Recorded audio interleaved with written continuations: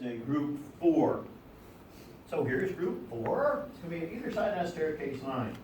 So there they are. So Si, silicone, and Ge, you don't have to know that one, it's called germanium, but Ge. Okay, so those are pretty easy. See, this chapter's not too bad, is it? Beats the crap out of that math stuff, doesn't it? Yes, it does. Now, chemistry linked to health.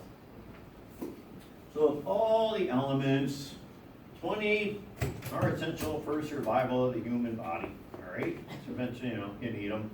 That's what you guys are. You're kind of like, pretty much, you're made up of carbon, oxygen, hydrogen, nitrogen. That's you. That's what we are. Carbon-based life form. And then the macro minerals, calcium and phosphorus. What's that? Potassium. That's why I'm doing this. Also, you're going to see this stuff in A&P as well. I know you will. I know you probably just saw it in biology class, didn't you? What is this? Chlorine. That? Sulfur. What's that? Sodium. Good. And the thing is, with these minerals, macro minerals, you need it for healthy bones and teeth. Calcium and phosphorus. You maintenance for your heart and blood vessels, muscle contraction. You guys take A&P too? Some of you guys might remember the action potential. Anybody? Summated and graded action potentials, sodium, potassium gated channels. Anyone? Oh, that's exciting stuff right there. Fluid electrolyte balance, metabolism. You guys want to go over metabolism? Oh, that's exciting stuff, right? Yep, metabolism. So there they are. And all these, yeah, some of them are very, very important for your health. Oh, should I go out and take like supplements? No. Now, save your money, just eat right. So at the grocery store, what do you eat? Well, stay on the produce side and then the dairy side. Skip the crap in the middle. And also, you'll notice over by the dairy side, what do you usually keep over on that other end by the dairy? The beer. So, yeah, that's where you just stay on those two ends. All right, got that? That's important stuff. But, as far as supplements go, just eat right. You don't need them. Supplements just give you expensive urine. Just pee them out. So, save your money. All right, save your money. All right, what else we got going on here? Let's see. And then we got the atom. Now, with the atom. So, the atom is the smallest particle element with these characteristics. In Dalton's theory, Dalton's atomic theory. Well, let's see, atoms, tiny particles, yeah.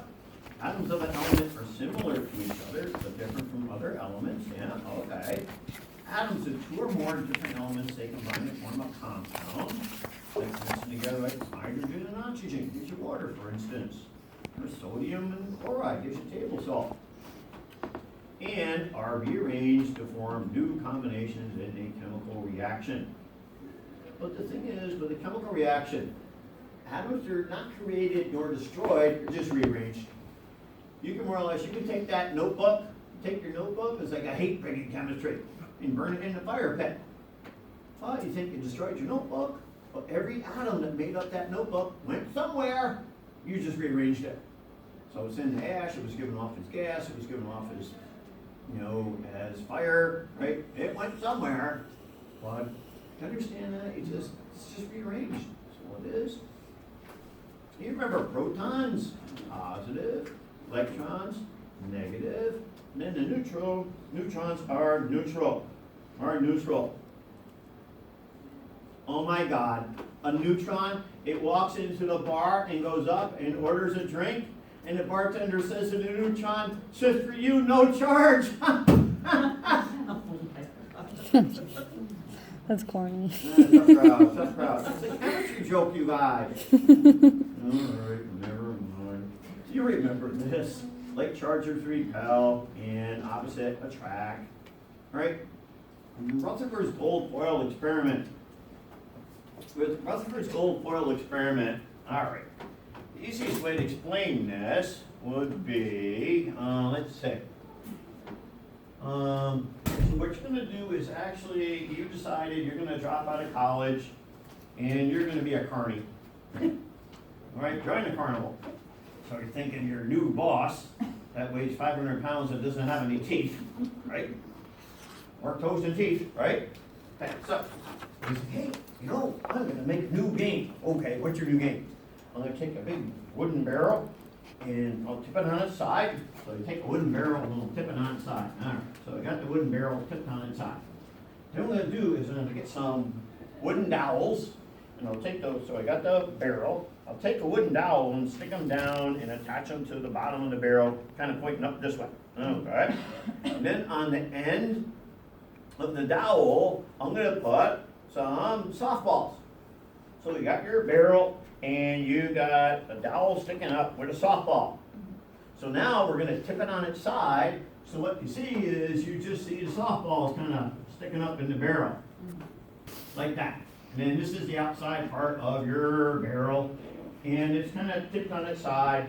All right, now what you're gonna do is, so here comes the fairgoers and say, hey, wanna try my game? All right, for $3 or $5 or what do you wanna charge? What do you wanna charge? $5. All right, $5. I'm gonna give you 3 softballs. What you're gonna do is you're gonna throw them into my barrel. And if one goes right to the bottom without hitting these other ones, you win a large, obnoxious stuffed animal. That for the parents in the class, remember back in your, see, for you non-parents in the class, right? Remember back in your younger years, you thought it was so cool to win this monstrous stuffed animal and carry it through the fair. You just thought you were something, weren't you? Now that you're a parent, what? Oh my God, oh, we accidentally left it on the bench. Oh my God. Well, let's go see if it's there. Oh, it's gone. Oh, well, here, I'll buy you a little one. Right? So anyway, you're there and you throw one ball and your first ball, boom, bounces off. Comes right back at you. You throw another one, boom, bounces off. You know, so throw another one, boom, it goes down, hits the bottom. Ooh, you win. Well, that's what this thing is. So basically what they did is they took some protons. And essentially, this softball be like a proton. And you're throwing protons at this thing. And you notice that some bounced off, some went straight through. So this Rutherford came up with the idea, he says, hey, must be like positive particles in the nucleus. Huh? So here's what he did. Look at it. Went ahead and he shot some protons at some gold foil. And some of the protons bounced off, like our little carny game. Some went right through. That's how he figured out that, here's a little carnival game. So he shot them through, some went through, some bounced off or deflected. That's how he figured, hey, no, it must be positive particles in the nucleus. Basically, that's what he did, all right? So you guys gonna do the little carny game? See, someday I'll be walking through a carnival, maybe I'll see one of you guys there. Darn it, they stole it from my Chem 150 class. So structure of an atom.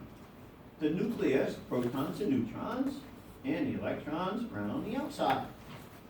An atomic mass unit, well, if you were to weigh these things, for instance, you look at carbon. You got a chart on you, look at your chart. All right, look at carbon. See, this is why I'm having you memorize the basic symbols. So if you get the symbol wrong for carbon, we're gonna be wrong on this question. What's that bottom number underneath carbon? What's that say underneath carbon? What's it say? The bottom number there, what's it say there? 12, isn't it? Like 12.011? What that is called an atomic mass unit.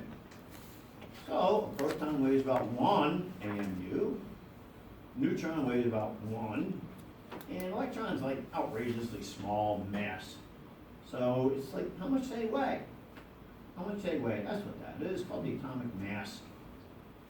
So for a proton, abbreviation for a proton, most of the time I'll use a P with a plus sign. And then a neutron, N with a little 0, and then electron, E with a little minus sign. So as you guys know, proton, +1, neutron, 0, electron, -1. All right, here we go, got a question, the study check problem. Which of the following particles fits in each of the descriptions below? All right, let's see. Found outside the nucleus. What one would that be? Come on. That would be the electron, right? Electron. the electrons.